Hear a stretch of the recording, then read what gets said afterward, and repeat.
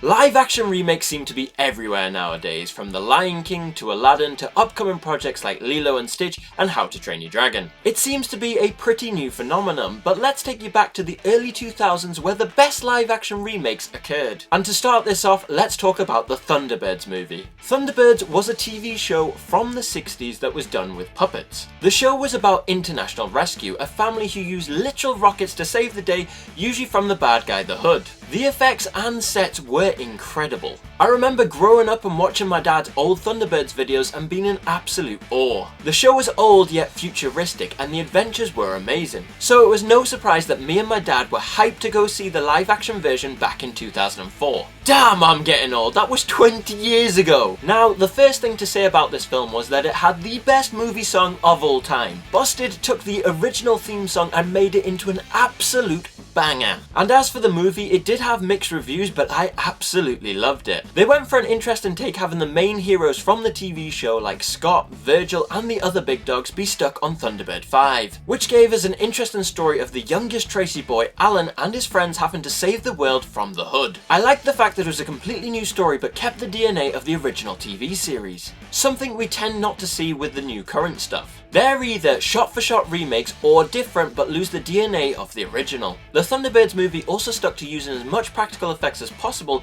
even with the CG boom of the time. I mean, they literally built Lady Penelope's car. I want to say if you want an enjoyable live-action remake, then the Thunderbirds movie is definitely worth a watch. The other early 2000s live-action movie I want to talk about today is the two Scooby-Doo movies. Scooby-Doo again was originally a 60s TV show, and since the 60s there's been many variations of Scooby-Doo, and I'm sure you've probably seen at least one of them. But back to the two live action movies. The first one was in 2002. It's that old.